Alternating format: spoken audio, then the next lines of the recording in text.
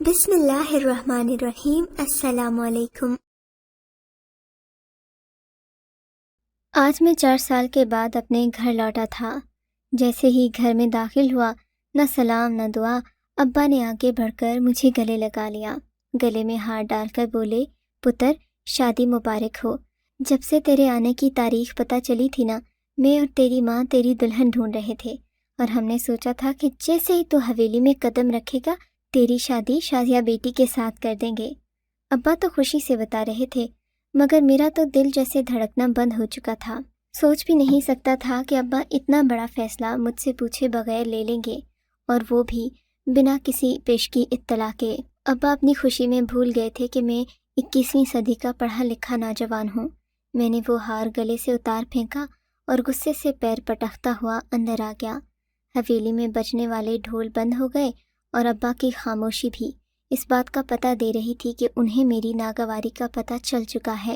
تھوڑی دیر گزری تھی کہ میرے کمرے میں رفتہ رفتہ میرے خاندان کے بزرگ جمع ہونے لگے۔ سب سے آگے میری ماں تھیں۔ بیٹے، یہ تو نے کیا کیا ہے؟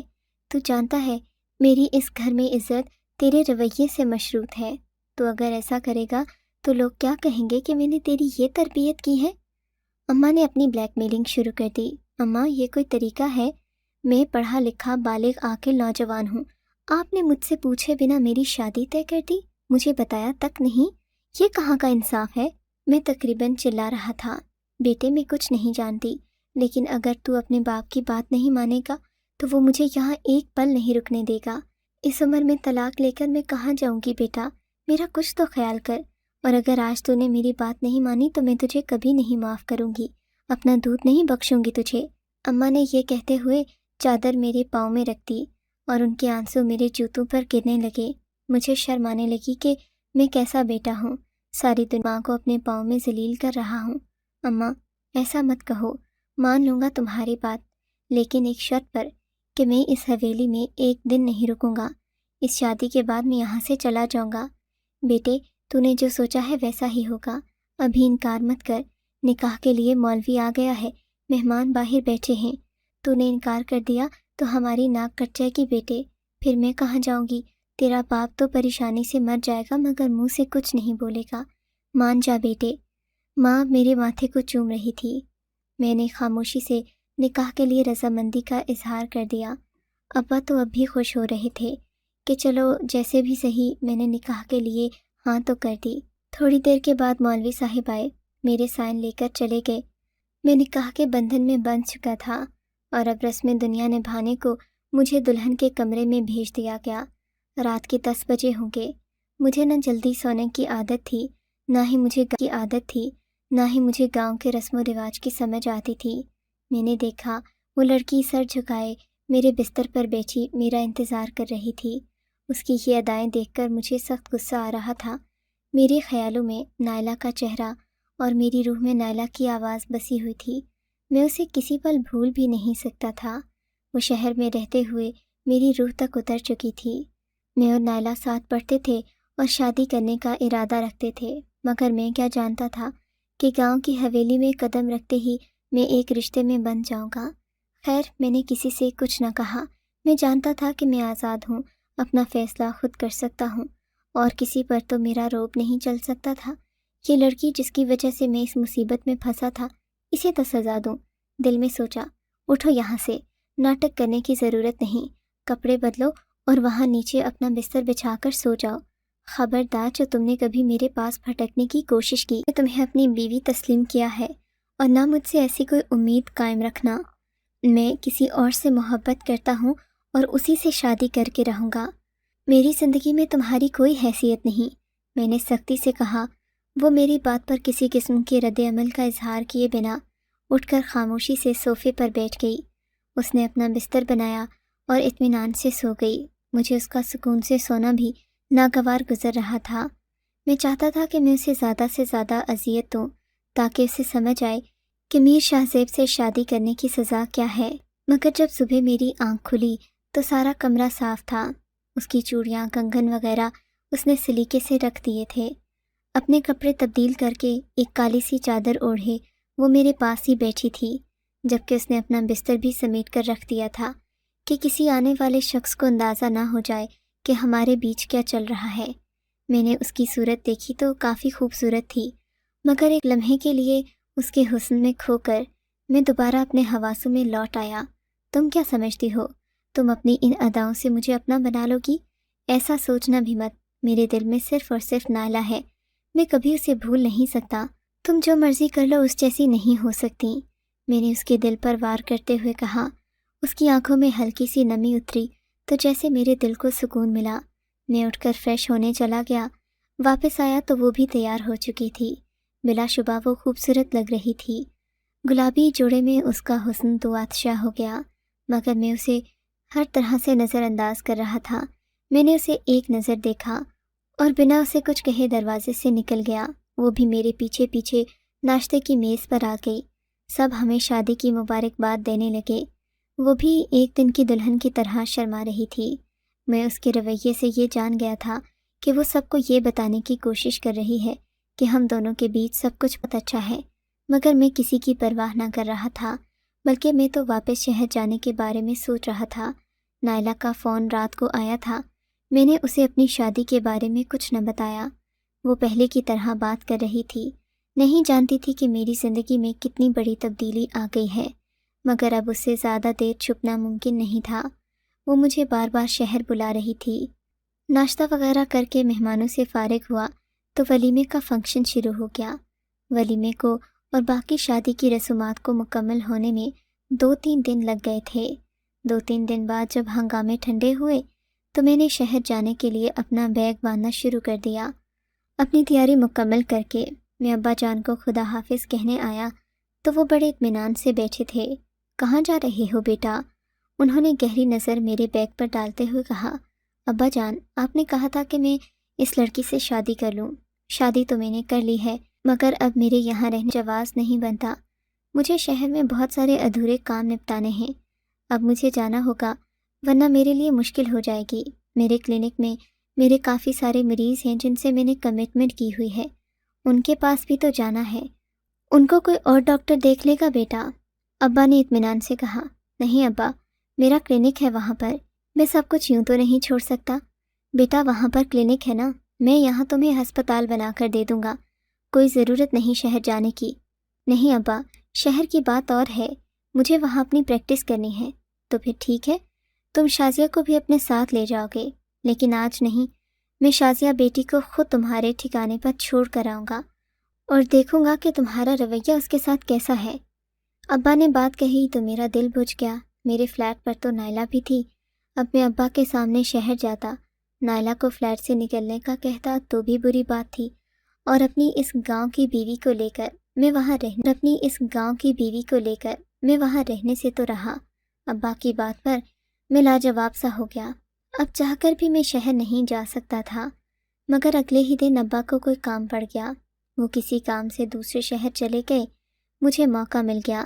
میں نے دل میں سوچا کہ آج تو شازیہ بیگم کا کام تمام کر کے ہی رہوں گا۔ میں نے اس سے کبھی محبت سے بات نہیں کی تھی، مگر میں جانتا تھا کہ میں اس سے ذرا سی محبت جتاؤں گا تو وہ موم کی طرح پگھل جائے گی، اور پھر میں نے ایسا ہی کیا۔ وہ سجی سنوری کسی پھول کی کلی کی طرح رہتی تھی۔ میں نے اسے اپنے پاس بلایا، محبت اور چاہت کے چند لفظ کہے اور پھر اسے دودھ لانے کو کہا۔ وہ جلدی سے خوش ہو کر گرم گرم دودھ 2 گلاس میں ڈال کر لے آئی۔ میں نے کہا، ہماری نئی زندگی کی شروعات ہو رہی ہے، میں چاہتا ہوں کہ ہم ایک دوسرے کے ہاتھ سے دودھ پئیں۔ شازیہ کی آنکھیں چمکنے لگیں۔ یقیناً وہ یہی سمجھ رہی تھی کہ میں نے سب کچھ قبول کرنے کا فیصلہ کر لیا ہے، مگر وہ نہیں جانتی تھی کہ میں نے اس کے گلاس میں کون سی دوا ملا رکھی ہے۔ شازیہ نے اپنے چہرے پر دوپٹہ رکھ لیا۔ آپ ادھر مڑیں، میں آپ کے سامنے نہیں پی سکتی، مجھے شرم آ رہی ہے۔ شازیہ کی بات سن کر میں دل ہی دل میں ہنسا۔ آخری بار شرما لو، اس کے بعد تم کسی کو نظر نہیں آؤ گی، میں نے دل میں سوچا اور دوسری طرف منہ پھیر لیا۔ تھوڑی دیر بعد شازیہ نے اپنا ہاتھ میرے سامنے کیا۔ اس کا مطلب تھا کہ شازیہ دودھ کا گلاس ختم کر چکی ہے۔ میں نے شازیہ سے محبت بھری باتیں کیں اور کچھ لمحے گزارنے کے بعد شازیہ کی طبیعت خراب ہونا شروع ہو گئی۔ یہ سب کچھ میرے منصوبے کے عین مطابق ہو رہا تھا، مگر اس کے باوجود بھی شازیہ پریشان نہیں تھی۔ وہ آہستہ آہستہ زمین پر لیٹتی چلی گئی اس کے پیٹ میں شدید درد ہو رہا تھا اور پھر شازیہ کی آنکھیں بند ہونے لگیں۔ میں نے آگے بڑھ کر اسے ہلایا جلایا مگر اس کی سانس رک چکی تھی۔ جب میں نے دیکھا کہ میری دوا کام کر گئی ہے تو دروازہ کھولا اور سب کو چیخ چیخ کر اکٹھا کر دیا۔ سب لوگ میرے کمرے میں جمع ہو گئے، کوئی شازیہ کو ہلا رہا تھا تو کوئی تھپک رہا تھا۔ میں نے سب کو پیچھے کر دیا، دور ہٹو اس سے، اسے ہاتھ لگانے کی کوئی ضرورت نہیں، اسے بہت خطرناک بیماری لاحق تھی جس کی وجہ سے اس کی جان چلی گئی۔ تم لوگوں میں سے جو بھی اسے ہاتھ لگائے گا اپنی موت کو دعوت دے گا۔ میں نے سب کو ڈرا دیا۔ سب لوگ میری بات پر یقین کرتے تھے کیونکہ میں خود ایک ڈاکٹر تھا۔ ظاہر ہے میں جو بھی بات کہتا ان لوگوں کو یقین آ جاتا۔ ابا جان تو ابھی تک دوسرے شہر سے نہیں آئے تھے، وہاں سے آتے سمے انہیں تقریباً 8-10 گھنٹے لگ جاتے۔ تب تک میں نے ان لوگوں سے کہہ دیا کہ اگر شازیہ کی لاش کو مزید یہاں رکھا گیا تو ہو سکتا ہے کہ اس پوری حویلی میں وبا پھیل جائے، اس لیے بہتر ہے کہ ہم اسے جلد از جلد دفنا دیں تاکہ بعد میں کوئی بدمزگی نہ ہو۔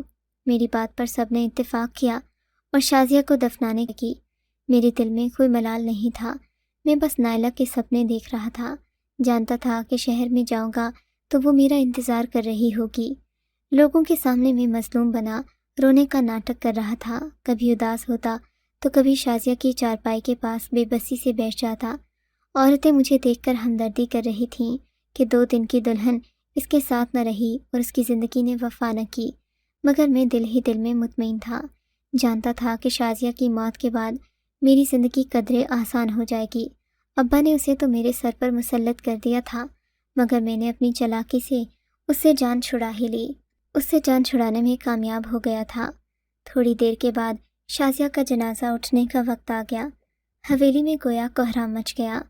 ابا کے آنے سے پہلے ہی میرے کہنے کے مطابق شازیہ کو دفنایا جا رہا تھا۔ میں دل ہی دل میں خوش ہو رہا تھا۔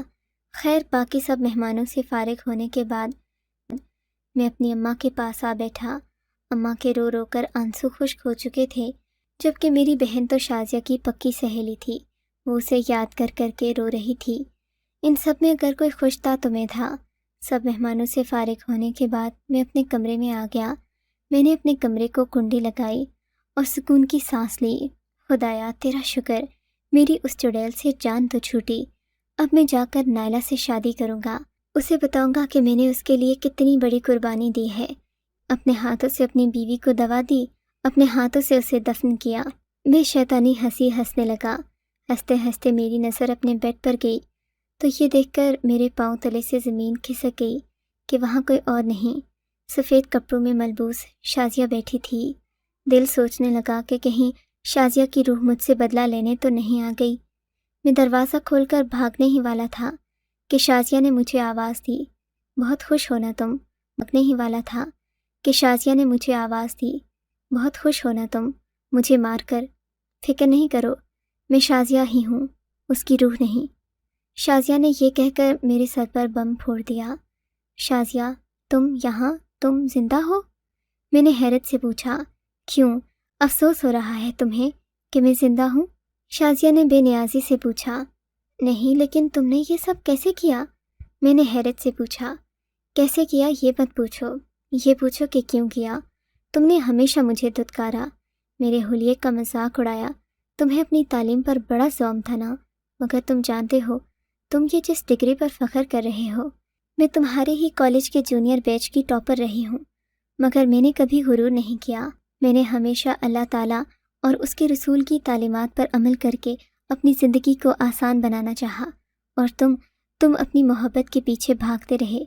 تمہیں شاید نہیں پتہ ہوگا، تمہیں یہ جان کر حیرت ہوگی کہ میں بھی تمہارے ہی کالج میں پڑھی ہوں، مگر تم میں اور مجھ میں بہت فرق ہے۔ تم اپنی جھوٹی انا کی تسکین کی خاطر کیا سے کیا بن گئے، میں اپنی جڑوں سے جڑی رہوں گی، کبھی ان سے بغاوت نہیں کروں گی۔ تم نے جب مجھے دودھ دیا تھا نا، مجھے شک ہو گیا تھا کہ تم نے کبھی مجھ سے ہنس کر بات تک نہیں کی۔ آج محبت بھری باتیں اور یہ سب کیا ہے؟ سمجھ گئی تھی میں، ان پڑھ نہیں ہوں میں۔ تم نے مجھے جاہل سمجھا، مگر میں اپنے کالج کی ٹاپر تھی۔ تمہیں کیا لگا میں تمہاری ان حرکتوں کو سمجھ نہیں پاؤں گی؟ میں سب جانتی تھی، میں جانتی تھی کہ تم مجھے مارنے کا ناٹک کرو گے، تم یہاں سے جاؤ گے، شہر میں جا کر نائلہ سے شادی کرو گے، مگر میں نے تمہیں کچھ نہ کہا کہ شاید تمہیں شرم آ جائے، مگر تم جیسے لوگوں کو شرم نہیں آتی، وہ اپنی غلطیوں پر کبھی شرمندہ نہیں ہوتے۔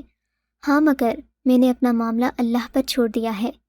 شازیہ نے میری طرف دیکھ کر کہا، آج کے بعد سے میں تمہیں اپنے ہر طرح کے حق سے، تمہیں میرے لیے پریشان ہونے کی ضرورت نہیں۔ ویسے بھی حویلی کی نظر میں تو میں مر چکی ہوں، کوئی مجھے نہیں جانتا۔ تم فکر نہیں کرو، میں ایک ملازمہ کی مدد سے قبر سے باہر آئی ہوں، ورنہ تم نے تو مجھے دفنا ہی دیا تھا، اور پھر آج تم یہ کر سکتے ہو تو کل کو کچھ اور بھی کرو گے۔ مجھے تم سے کوئی گلہ نہیں، تم جیسے تھے ویسے ہی رہو۔ میں تمہاری زندگی سے خاموشی سے چلی جاؤں گی، بس دعا کروں گی کہ خدا تمہیں ہدایت دے اور تمہیں توفیق دے کہ تم دوسروں کے جذبات بھی سمجھ سکو۔ یہ کہہ کر شازیہ رکی نہیں، اس نے خود کو چادر میں لپیٹا اور پچھلے دروازے سے حویلی سے نکل گئی۔ میں اسے دیکھتا رہ گیا، سوچ بھی نہیں سکتا تھا کہ وہ اس قدر پڑھی لکھی اور سمجھدار ہوگی۔ مجھے پچھتاوا ہونے لگا کہ یہ میں نے کیا کر دیا۔ اگر شازیہ کسی کو میری حقیقت بتا دے گی تو کیا ہوگا، لیکن میں جانتا تھا وہ ایسا نہیں کرے گی۔ پھر ایسا ہی ہوا، اگلے دن وہ مجھے کہیں نظر نہیں آئی۔ ماحول میں ابھید مجھ سے ہمدردی کر رہے تھے۔ اگلے دن میں نے کسی سے کچھ نہ کہا۔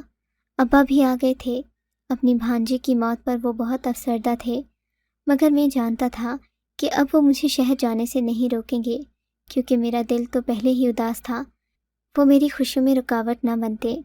اور پھر میری بیوی کے 40ویں کے بعد میں نے ابا سے شہر جانے کی اجازت مانگی۔ ابا نے مجھے اجازت دے دی، وہ جانتے تھے کہ گاؤں میں میرا دل نہیں لگتا۔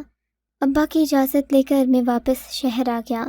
میں نے نائلہ سے شادی کی اور اس کے ساتھ ہنسی خوشی رہنے لگا۔ نائلہ میری محبت پا کر بہت خوش تھی، ہم دونوں اپنی زندگی خوش و خرم گزار رہے تھے۔ 2-3 ماہ کے بعد جب شادی کا خمار اترا تو معلوم ہوا کہ مجھ میں اور میری بیوی نائلہ میں بہت فرق ہے۔ میں بظاہر ماڈرن تو تھا، مگر میں وہی ذمہ دار اور جاگیردارانہ سوچ کا مالک تھا جس سے نائلہ جیسی لڑکیاں چڑ کھاتی ہیں۔ میں نے نائلہ پر پابندیاں شروع کیں، میرا جینا حرام کر دیا۔ وہ کپڑے بھی ایسی پہنتی تھی کہ میں شرم سے پانی پانی ہو جاتا، میں اسے کچھ نہ کہہ پاتا، اور وہ بھی میری اس مجبوری کا بھرپور فائدہ اٹھاتی، کہتی تم تو جانتے تھے کہ میں اتنی ہی ماڈرن ہوں، اب پھر کیوں منہ بنا رہے ہو، کیوں اس بات کے اوپر مجھ سے لڑتے ہو کہ میں تمہاری بات نہیں مانتی؟ کیا تمہیں نہیں پتہ تھا کہ تمہاری بیوی کس شخصیت کی مالک ہے؟ وہ یہ باتیں کہتی تو میرا دل کٹ جاتا۔ کیسی باتیں کرتی ہو نائلہ؟ پہلے بات اور تھی، اب بات اور ہے۔ اب تم میری بیوی ہو، تمہیں میرے مطابق چلنا چاہیے۔ مگر نائلہ میری کوئی بات نہ سنتی۔ رفتہ رفتہ ہمارے لڑائی جھگڑے بڑھنے لگے، اور اس سے پہلے کہ ہم لوگ اپنی راہیں جدا کرتے، ہم دونوں کے بیچ ننھا مہمان آ گیا۔ نائلہ امید سے تھی، میں اسی وجہ سے اس کا رویہ برداشت کرتا جاتا کہ میں جانتا تھا نائلہ کو اس وقت سکون کی ضرورت ہے۔ میں نے نائلہ سے ہر طرح کا تعاون کیا۔ بچی کی پیدائش کے بعد نائلہ کا رویہ مجھ سے بدل گیا۔ وہ پھر سے اپنی پرانی روش پر اتر آئی۔ میں اسے کسی بات کے لیے منع کرتا تو وہ مجھ سے لڑ پڑتی۔ اب مجھے اس بات کا بھی ڈر تھا کہ نازیہ بیٹی کو بھی اپنے جیسا ہی بنائے گی۔ میں ہرگز نہیں چاہتا تھا کہ میری بیٹی نائلہ جیسی بنے۔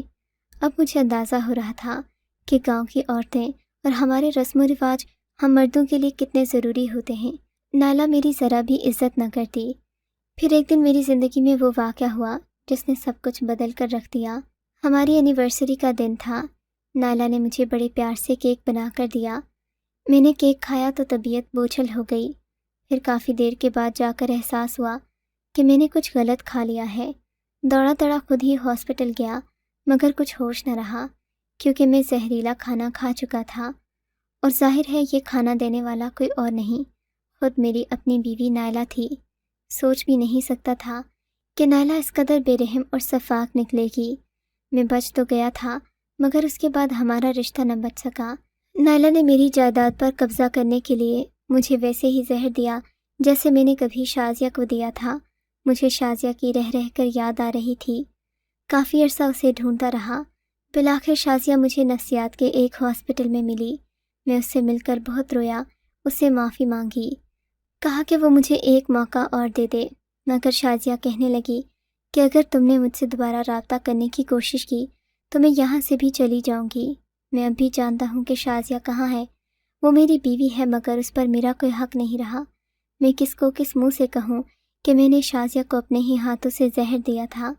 گھر والوں کی مدد تو لے نہیں سکتا، لیکن میں کہانی سننے والوں سے اس بات کی توقع کرتا ہوں کہ وہ اپنی رائے کا اظہار کر کے میرے فیصلے کو ضرور آسان بنائیں گے۔